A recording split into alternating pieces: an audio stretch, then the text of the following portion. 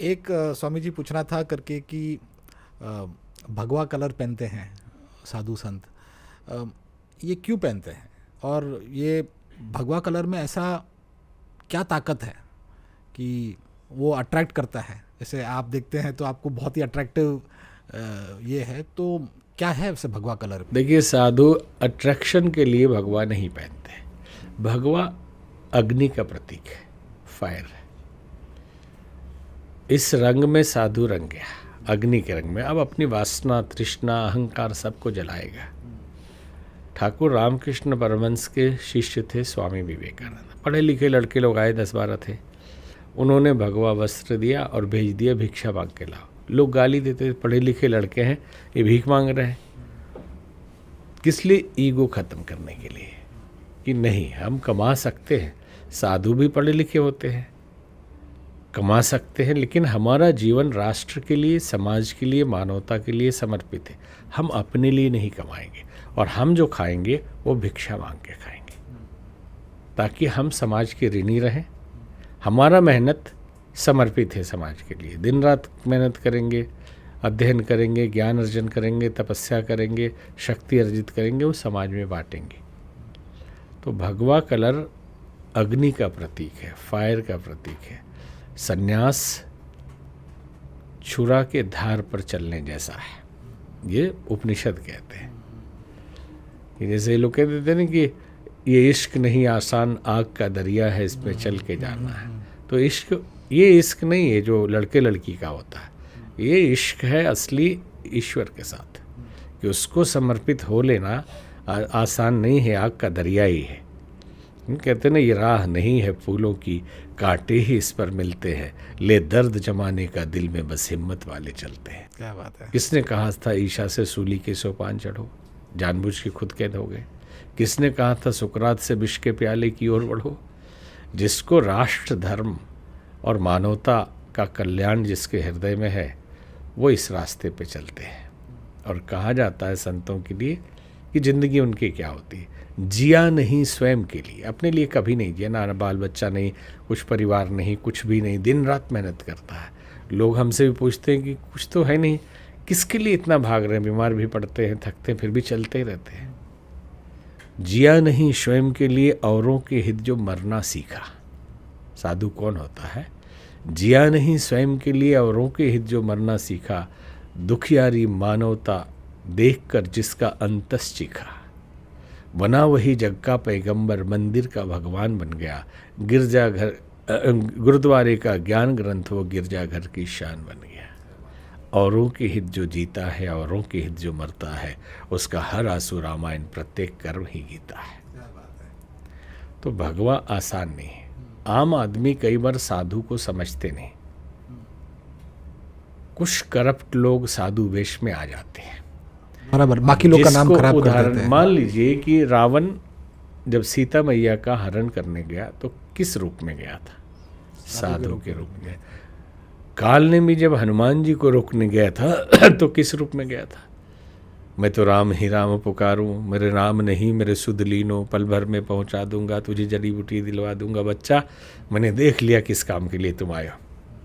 हनुमान जी गए, एक परी मिली, मगरमच्छ ऐसे रूप में पकड़ लिया, हनुमान जी ने मारा, वो मुक्त हो गई। तो बोला कि ये कालनेमी है, छद्म वेश में, साधु नहीं है। तो हनुमान जी गए, बोले गुरुदेव दीक्षा दे दीजिए। तो बोले ले लो। तो पाँव पूजन करेंगे, पैर पकड़ के पटक दिए और राक्षस सामने आ गया, कालनेमी। इंद्र भी साधु के वेश में गया था। तो रावण या कालनेमी, तो क्या उस समय विश्वामित्र ऋषि की महिमा कम हो गई? लोगों ने उनको मानना छोड़ दिया? नहीं छोड़ा। वो जानते हैं कि वो कालनेमी है और ये ऋषि है। क्या वशिष्ठ मुनि या अगस्त मुनि की महिमा कम हो गई? नहीं हो गई। तो छद्म वेश में जिस चीज में इसमें जहां श्रद्धा है वहां झूठे लोग भी आ जाते हैं। तो हम लोग उसी को पक्का मान लेते हैं कि अरे समाज में ऐसा हो रहा है। किसी पत्रकार ने पूछा हमसे कि आजकल सच्चे गुरु मिलते नहीं। हमने कहा किसको चाहिए?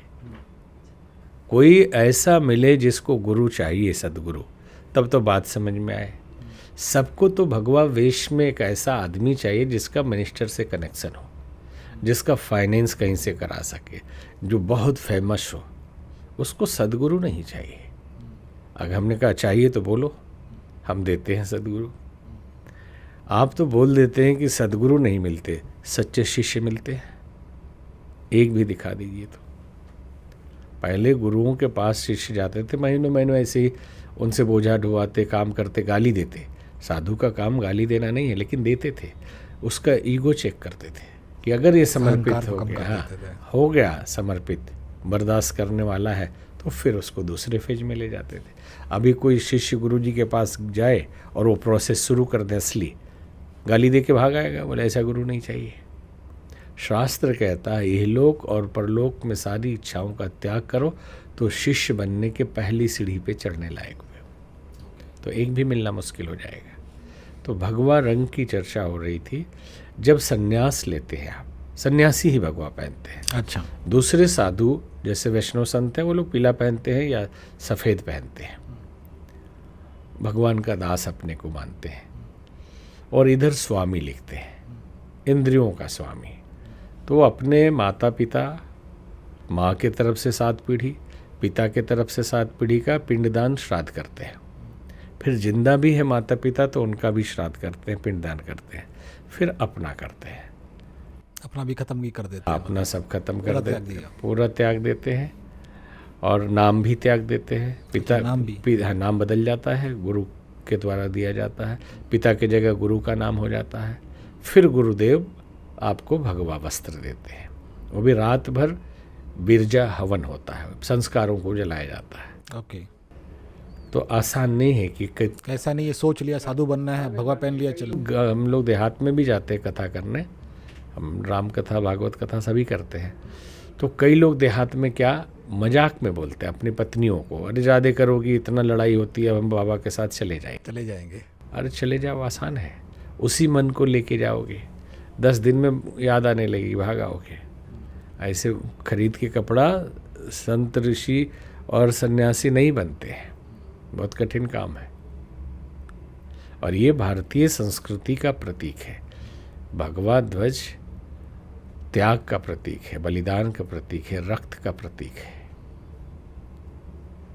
इसलिए आप सोसाइटी के लिए आप दे रहे हैं, उसका एक प्रतीक। हाँ जी, जो अग्नि पे चल रहा है, जीवन को अग्नि बना लिया है, वही भगवा पहन सकता है। इसलिए हनुमान जी की ध्वजा भगवा है। हमारे इसका संस्कृति का प्रतीक भगवा है।